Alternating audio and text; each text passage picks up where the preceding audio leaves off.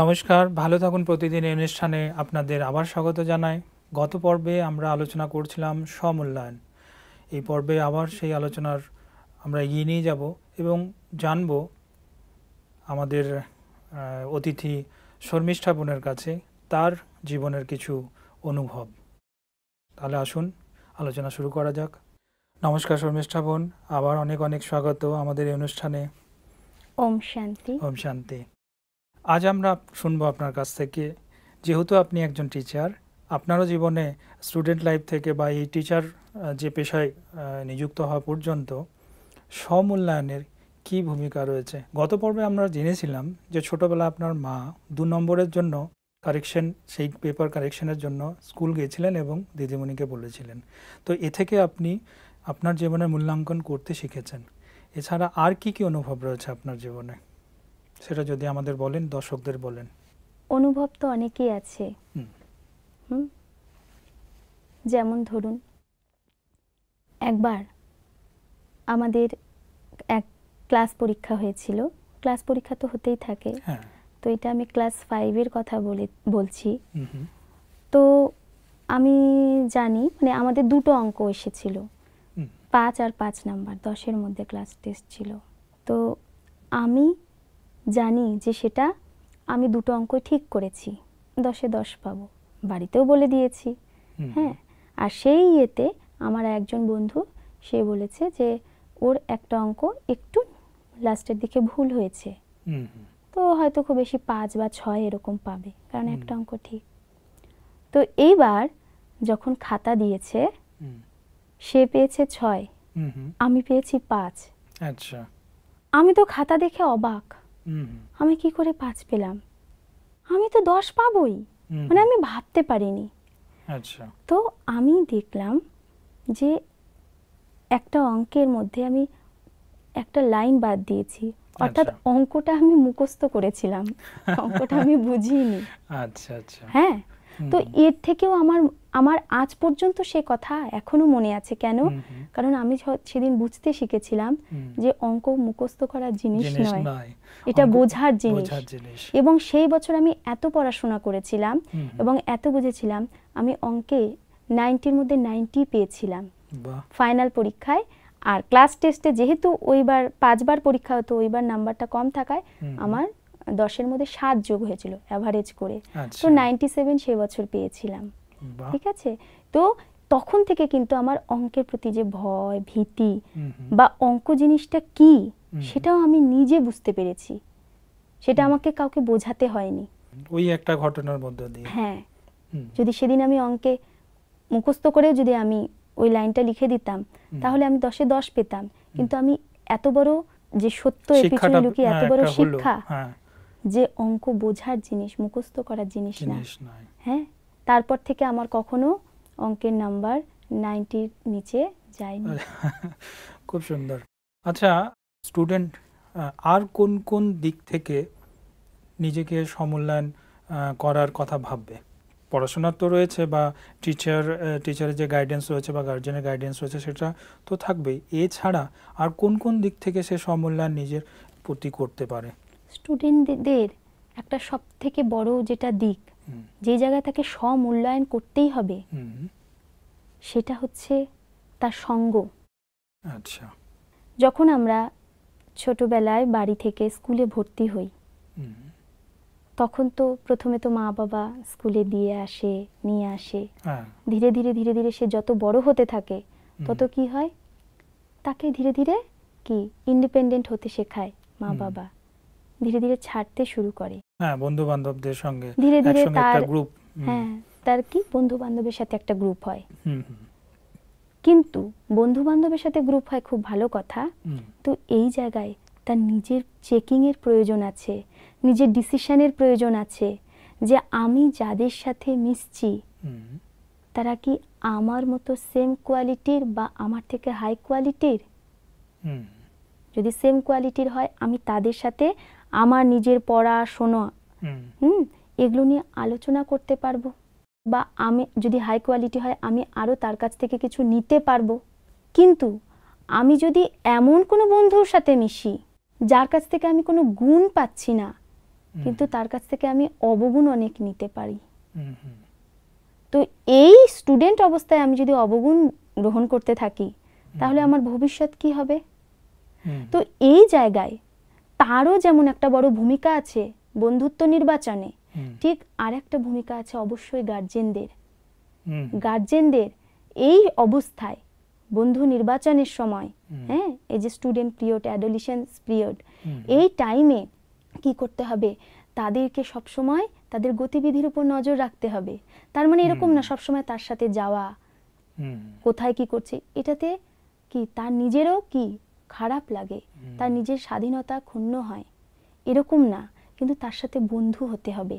দেখুন একটা ছোট বাচ্চা যখন বাচ্চা থাকে না, তখন স্কুল থেকে এসেই স্কুলে কি কি হলো গড়গড় গড়গড় করে তার মাকে বলতে থাকে, মনের কথাগুলো বলে না? কিন্তু যত সেই স্টুডেন্টটা বড় হতে থাকে তত কিন্তু জিজ্ঞেস করলেও না ঠিক আছে কি শুনবে, হ্যাঁ ওরকমই ক্লাস হলো ঠিক আছে, কেন হচ্ছে যেই বাচ্চাটা ছোটবেলায় কথা বলছিল সবকিছু, বরং মায়ের সময় নেই তাও ডেকে ডেকে শোনো না শোনো না, কিন্তু তারপরে কি হলো যে সেই বাচ্চাটা বলছে না, তাকে জিজ্ঞেস করলেও, কারণ গ্যাপ তৈরি হয়ে গেছে। সে বুঝে গেছে এ আমার থেকে বড়, এ আমার গার্জেন, একে যদি আমি বলি আমি এটা করেছি ওটা করেছি সে আমাকে বকবে, তাই না? দরকার হলে মারধরও করতে পারে। তো এই অবস্থায় গার্জেনকে কিন্তু বন্ধুত্বপূর্ণ আচরণ করতে হবে, বন্ধুর মতো। দেখুন বন্ধুর মতো কি করে হওয়া যায়? আমরা যখন হয়তো একটা গার্জেন তার বাচ্চাকে পড়াচ্ছে, পড়াটা না ধরে বলতে হবে, হ্যাঁ, যে আচ্ছা তুমি যেটা পড়েছো সেটা আমাকে পড়াও তো, আমাকে টিচ করো তো, আমাকে বোঝাও। তো দেখবেন তাতে তার মধ্যে কত সুন্দর একটা কি অথরিটি তৈরি হয়, যে আচ্ছা এই কিছু জানে না, তখনই আমাকে বোঝাতে হবে, তাই না? তো বাচ্চার সাথে বন্ধুত্বপূর্ণ আচরণের অনেক রকমের উপায় আছে। একটা বাচ্চাকে আপনি রেডি করছেন, বলছেন তাড়াতাড়ি জামাটা পরো দেরি হয়ে যাচ্ছে, এই কথাটা এইভাবে না বলে যদি বলা হয় চোখ বন্ধ করে জামাটা পরো তো দেখি কত তাড়াতাড়ি পড়তে পারো, খেলার ছলে তার সাথে বন্ধুত্বপূর্ণ আচরণ। বা সে বলছে আমি স্যুপটা খাবো না, তো সাথে সাথে বলছেন তাহলে তোমার চকলেট খাওয়া বন্ধ না, তুমি যদি পুরো স্যুপটা খেয়ে নাও তোমাকে একটা চকলেট দেবো। তার মানে আপনি এটা বলতে চাইছেন যে যেটা সে করছে সেটা যদি আপাত দৃষ্টিতে ঠিক নাও মনে হয়, কিন্তু সেই মুহূর্তে তাকে যেন ওটা নেগেটিভ কথাটা না বলে পজিটিভ ভাবে তাকে শুধরাতে হবে। হ্যাঁ, এই আর কি একটা, এটাও খুব সুন্দর টেকনিক একটা। আচ্ছা, এছাড়া অনেক সময় এটাও দেখা গেছে না যে আমারই একটা অনুভব শোনাচ্ছি। আমার পাশের বাড়ি আমার একটা বন্ধু, স্কুলে যেতাম, কোনো না কোনো কারণে আমার মায়ের সঙ্গে তার মায়ের কথা কাটাকাটি হয়েছিল। তো সেই অর্থে মা আমাকে এটা বলতো ওই ছেলের সঙ্গে মিশবি না, ওই ছেলে খুব খারাপ। যদিও এটা আমি জানি যে সত্যিই খুব ভালো ছেলে এবং পড়াশোনা ছাড়া অন্য কোনো সে আলোচনা বা কথাবার্তা করে না, কারণ আমি তার সঙ্গে অতটা সময় স্কুলে একসঙ্গে কাটাচ্ছি। যেহেতু বড়দের একটা মনোমালিন্য রয়েছে, সেহেতু এই ধরনের একটা কথা বলে তার সঙ্গে মানে এই যে বন্ধুত্ব, এই জায়গায় সমূল্যায়নের সত্যি দরকার আছে কি গার্জেনের? কারণ এটা রং জাজমেন্ট তো হয়ে যাচ্ছে না সেক্ষেত্রে যদি দেখা যায়। এই জায়গায় অভিভাবক অভিভাবিকাদের অনেক সতর্ক হতে হবে। বাচ্চাকে শেখানোর আগে নিজেকে শিখতে হবে। হ্যাঁ, একটা জায়গায় কিছু বাচ্চাকে ইন্টারভিউ নেওয়া হয়েছিল যে মা বাবার কোন জিনিসটা তোমার ভালো লাগে না, তখন বলেছিল বাবা সারাক্ষণ টিভি দেখে আর আমাকে বলে টিভি দেখবে না, মা শুধু বলে সবার সাথে ভালো ব্যবহার করবে, বাড়িতে কাজে এলেই মা চিৎকার শুরু করে দেয়। তার মানে দেখুন বাচ্চারা আমাদেরকে নকল করে, মানে তাদের অবজারভেশনটা দেখুন কিরকম, তারা প্রত্যেকটা জিনিস একদম বাচ্চারা সব অবজার্ভ করছে। হ্যাঁ, মানে বলার সঙ্গে কাজের কতটা একটা সামঞ্জস্য রয়েছে সেটাও তারা নোটিস করছে। আর কাজ এক হতে হবে, তাই না? শুধু মুখে বললে হবে না, সেটা প্র্যাকটিক্যালি করে দেখাতে হবে। কারণ বাবা মা তো শেখাই সবার সাথে ভালো করে ব্যবহার করো, কথা বলো, এটা তো উপদেশ হয়ে গেল। কিন্তু যখন বাচ্চা দেখছে যে আমার বাবা মা সেটা করছে না, তখন বাচ্চা বুঝতে পারছে না যে আমার কোনটা করা উচিত কোনটা করা উচিত না, তার বিবেক দংশন হচ্ছে, সে সঠিক মূল্যটা বুঝতে পারছে না, তার মধ্যে মূল্যবোধ জাগ্রত হচ্ছে না। তা কিছুদিন পরে সেও তো বড় হয়ে এটা করবে। তো এই জায়গায় আমি বলবো অবশ্যই অভিভাবক অভিভাবিকাদের স্বমূল্যায়নের দরকার আছে, যে কিভাবে, কারণ তাদের উপর ডিপেন্ড করছে তাদের বাচ্চার ভবিষ্যৎ। তো এই এত বড় ভবিষ্যৎ যাদের উপর ডিপেন্ড করছে তাদেরকে তো অনেক লিবারাল হতে হবে,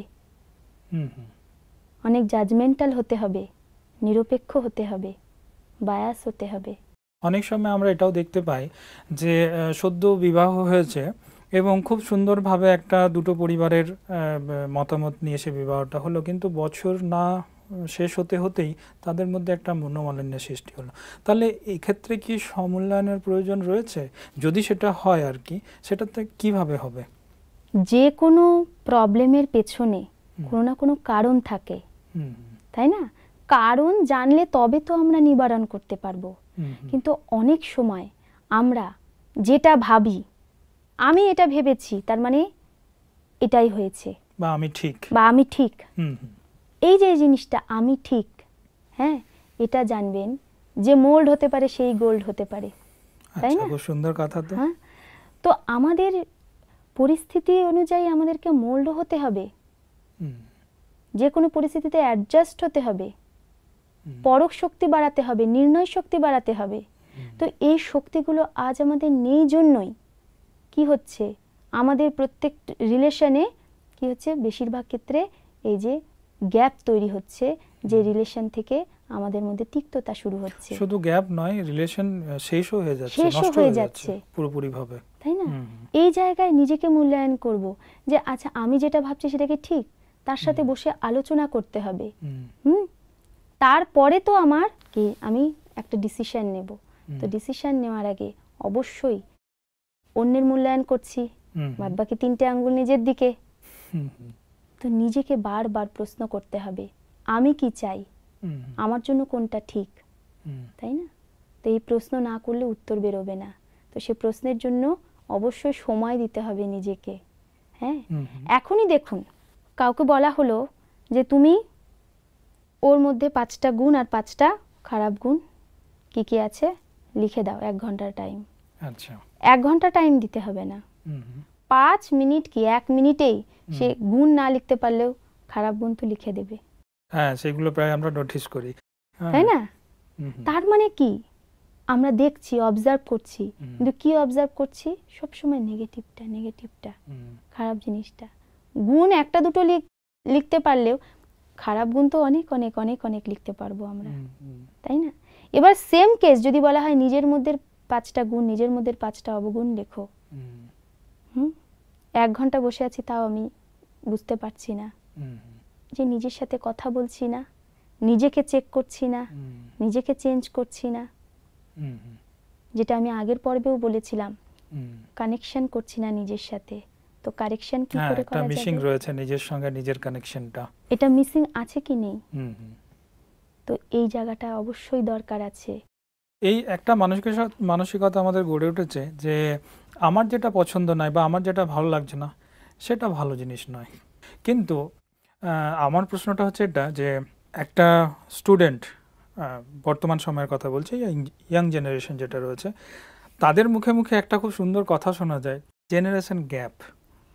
এই শব্দটা শুনে থাকবেন। এই জেনারেশন গ্যাপ ব্যাপারটা নিয়ে তাদের টিচার্স হোক, তাদের গার্জেন হোক, বা তাদের রিলেটিভস হোক, বা আর অন্য কেউ হোক, এই জেনারেশন গ্যাপটা নিয়ে তারা কিন্তু ভীষণভাবে নিজেদেরকে মডার্ন বলে একটা প্রতিষ্ঠা করার চেষ্টা করে এখনকার সময় যারা রয়েছেন। তো এক্ষেত্রে সমমূল্যায়ন কিভাবে কাজ করবে? যদি জেনারেশন গ্যাপ থেকেও থাকে তাহলে সমমূল্যায়ন পারে কি এই গ্যাপটাকে দূর করতে? আপনার কি মতামত? সমমূল্যায়নই পারে এই জেনারেশন গ্যাপকে দূর করতে, কারণ আমরা প্রত্যেকেই কি সমাজের অংশ। যখন আমি সমমূল্যায়ন করতে বসবো, সমমূল্যায়নের মধ্যে একটা দিক পড়ে ব্যক্তি হিসেবে আমি কেমন, দ্বিতীয় দিক পড়ে আমার সম্বন্ধ সম্পর্ক কেমন। ঠিক সেই জায়গায় যখন আমি নিজেকে নাম্বার দেব যে আমার সম্বন্ধ সম্পর্কে সবার সাথে আমার সম্বন্ধ ঠিক আছে, যখন এটা চেকিং করব তখনই তো দেখব না আমি তো আমার পাশের বাড়িতে কে থাকে তাই জানি না। হ্যাঁ, বড় বড় শহরে সেটাই হয়, তাই না? পাশাপাশি 2 ফ্ল্যাট কিন্তু কেউ কারোর সঙ্গে কোনো সম্পর্কই রাখে না। শুধু এটা পাশের বাড়ি, এটা তো আমি অনেক দূরের কথা বললাম। কেউ এসে হয়তো বলছে কেমন আছিস, আমি বুঝতেই পারছি না কে। আরে তুই বুঝতে পারছিস না, আমি তোর অমুক হই, তুই কত বড় হয়ে গেছিস, হ্যাঁ তুই চিনতে পারছিস না আমাকে। কখন মনে হয়তো পড়ছে বা পড়ছে না, হ্যাঁ ছোটবেলায় একবার দেখেছিলাম, তাই না? তো যখন আমি এই সম্বন্ধে সম্পর্কে আমি নিজেকে মার্কস দেব, নাম্বার দেব, তখন আমি দেখব সে নাম্বার 0। তো এখন 0 থেকে কি হতে হবে? হিরো। তো সেই জন্য কি করতে হবে? অবশ্যই আমাকে ওই নাম্বারটা বাড়াতে হবে। আমরা তো পরীক্ষাতেও তাই করি, যে এই সাবজেক্টে আমি কত পাবো, এই সাবজেক্টে আমার ভালো প্রিপারেশন নেই, তাহলে কি কি কোয়েশ্চেন আসবে, তাই না? সেইগুলো আমরা পড়ে তারপরে ধীরে ধীরে না আমি এটাতে এত পাবো এত পাবো, এইভাবে নাম্বারটাকে তো বাড়াই। তাহলে আমি যখন সমূল্যায়ন করব, সম্বন্ধ সম্পর্কে আমার 0 থেকে নাম্বার বাড়ানোর উপায় কি? আমাকে তাহলে এখন সবার সাথে কানেক্ট হতে হবে, তাই না? কানেক্ট হয়ে সবার সাথে আমার কি করতে হবে? কানেকশনটা ভালো করতে হবে। কেন কানেকশন ভালো করতে হবে? কারণ আমরা সবাই সামাজিক জীব। প্রথমে তো আপনজন নিজের পরিবার, পরিবারের লোকজন, আমার কোনো বিপদে তো তারাই আসবে। তো তাদের সাথে যদি আমি গ্যাপ তৈরি করি, একটা সময় আমি কি হোপলেস হয়ে যাব, নিরাশা হতাশা আমাকে গ্রাস করবে। যখন আমি চারিদিকে দেখব কেউ আমার সাথে নেই, একটা সময় এটা আসবে। কারণ আমি যাদেরকে ভাবছি যে এরা আমার আপনে, হ্যাঁ সেই সময় কি আমার বন্ধু বান্ধবী সব, আমরাই সব, আমার আর কাউকে লাগবে না। কিন্তু ধীরে ধীরে প্রত্যেকেরই তো সময়ের সাথে সাথে সবকিছু পরিবর্তন হয়। আমরাই যখন কলকাতায়, যখন আমরা থাকতাম, পড়াশোনা করতাম কলেজে, তখন আমার এই কথা বলতে গিয়ে মনে পড়লো, আমরা ওই পিজিতে 13 জন থাকতাম। আচ্ছা। তো আমাদের মধ্যে খুব ভালো বন্ধুত্ব, বন্ডিং খুব ভালো ছিল। প্রত্যেকের সাথে প্রত্যেকের একসাথে আমরা পড়াশোনাও যেমন করতাম, ঘুরতামও, সবকিছু। তো আমরা বলেছিলাম আমরা কিন্তু কখনো আলাদা হব না কেউ কারো কাছ থেকে। হ্যাঁ, এবং আমরা যেখানেই যাই আমরা কিন্তু প্রত্যেকের কানেকশনে থাকবো, সবকিছু করব। কিন্তু আজ যখন আমি সেই দিনগুলোর কথা ভাবি, দেখি সেটা এখন স্বপ্ন। কেন? কারণ সময় অনুযায়ী সবকিছু পরিবর্তন হয়ে গেছে। প্রত্যেকে নিজের নিজের জায়গায় নিজে কর্মব্যস্ত হয়ে গেছে। প্রত্যেকের আবার আলাদা ফ্রেন্ড সার্কেল তৈরি হয়েছে, কর্মক্ষেত্রে একটা আলাদা সার্কেল তৈরি হয়েছে। তো এই অবস্থায় সেই সময়ের সাথে তো আমার এখনকার দেখলে চলবে না। তাহলে তখন যদি আমরা ভাবতাম যে আমার এরাই সব, আমার পরিবারের লোক কেউ না, তাহলে আজ আমরা কোন জায়গায় যেতাম? সবকিছু হারিয়ে ফেলতাম, তাই না?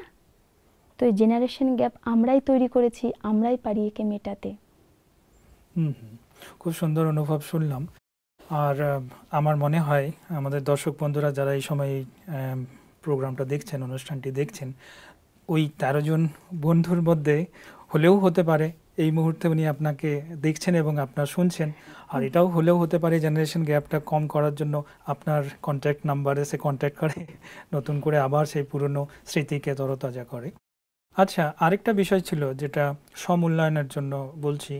কিছু কিছু জায়গা রয়েছে বা কিছু কিছু পেশা রয়েছে যেসব মানুষরা সেসব পেশায় নিযুক্ত, সেই জায়গায় সমূল্যায়নটা, যেমন ধরুন পুলিশ প্রশাসন ব্যবস্থা, তো তাদেরকে কড়া কথা বলতে হবে, কড়া ব্যবহার করতে হবে, এমনকি মারধর পর্যন্ত করতে হয়, এমনকি গুলিগোলাও, লাঠি এ সমস্ত চালাতে হয়।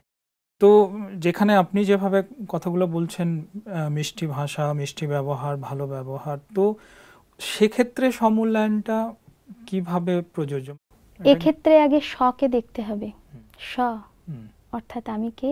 বলেছিলাম আমি আত্মা, আমি পুলিশ না, ওটা আমার প্রফেশন। আচ্ছা, তাহলে প্রফেশন তো প্রফেশনের জায়গায়, কিন্তু সেই জায়গায় যখন আমি যে কোনো কর্ম আমাকে করতে হচ্ছে, কিন্তু আমার মাথায় থাকবে কি আমি একটা ভালো মানুষ, এটা কর্ম করতে গিয়ে যেটা রুল, সেইটা আমাকে সেই রোলটা প্লে করতে হচ্ছে, তাই না? তাহলে এখানে ব্যক্তিসত্তাও বজায় আছে, সাথে সাথে আমার প্রফেশনেও কি হচ্ছে, আমি সেটা করে আমি কিন্তু নিজেকে গিল্টি ফিল করব না। কেন কি আমি আর আমার এই দুটোর মধ্যে পার্থক্য বুঝে গেছি। আমি আত্মা, এটা আমার প্রফেশন, যেখানে এটা করতে হবে, যেটা করলে আমাকে কেউ খারাপ বলবে না, কিন্তু প্রফেশনের বাইরে যদি আমি এটা করি আমাকে খারাপ বলবে। হ্যাঁ, এটা খুব সুন্দর কথা। কারণ তখন আমি ব্যক্তি, আর তখন ওটা আমার প্রফেশন। তাহলে আমি যখন প্রফেশনে ওটা করছি, কিন্তু ব্যক্তি হিসাবে যখন আমি একজন শান্তচিত্ত, সরল চিত্ত, মিষ্টি ভাষী, তখনই তো বোঝা যাবে যে না, তখন কি বলবে, এই পুলিশ অফিসারটা খুব ভালো। তাহলে সে মারলেও কেন বলছে ভালো? তার কারণ সবাই জানে যে ওটা তার প্রফেশন, ওটা তাকে করতে হবে, কিন্তু মানুষ হিসেবে উনি ভালো। তার মানে আপনি বলতে চাইছেন সমূল্যায়নের যদি সঠিক অবধারণা থাকে, তাহলে আমরা আমাদের প্রফেশনকে এবং আমি নিজেকে ব্যক্তি হিসাবে দুটো আলাদাভাবে জাজ করে চলতে পারি, ব্যালেন্স করে। খুব সুন্দর লাগলো আজকের এই আলোচনার মধ্যে, আমরা অনেক কিছুই জানলাম। আপনাকে অনেক অনেক ধন্যবাদ। সময় দিকে দেখতে হয়ে আমাকে এখানে শেষ করতে হচ্ছে। এই আলোচনা আমরা কন্টিনিউ করব, আগামী পর্বে আবার এই নিয়ে আলোচনা করব। ততক্ষণের জন্য নমস্কার। দর্শক বন্ধুরা, তাহলে আজ এই আলোচনার মধ্যে আমরা এটা নিশ্চয়ই বুঝতে পারছি যে আমি যে কোনো পেশায় জড়িত হই না কেন, যে কোনো কাজ করি না কেন, যেখানে আমাকে খুব গম্ভীর থাকতে হচ্ছে বা শক্তভাবে বা রূঢ়ভাবে আমাকে আমার ব্যক্তিত্বকে দেখাতে হচ্ছে, বা এমন কোনো কাজ করতে হচ্ছে যেটা ঠিক নয় বলে মনে হচ্ছে, কিন্তু যেহেতু আমি সেই পেশায় রয়েছি সেহেতু আমাকে সেগুলো করে যেতে হবে, সেটা আমার দায়িত্বের মধ্যে পড়ে। তাছাড়াও আমাকে নিজেকে একজন ব্যক্তি হিসেবে সেলফ অ্যাসেসমেন্ট করে একটা সুন্দর সমাজের সুন্দর ব্যক্তির চরিত্রের গঠনও করে আমাকে নিজেকে রাখতে হবে, এক আদর্শ চরিত্র গঠন করতে হবে। আমরা এর মধ্যে দিয়ে শিখলাম, জানলাম, বুঝলাম। আজ এই পর্যন্ত, আগামী পর্বে আবার আলোচনা করব। ততক্ষণের জন্য সুস্থ থাকুন, ভালো থাকুন, নমস্কার।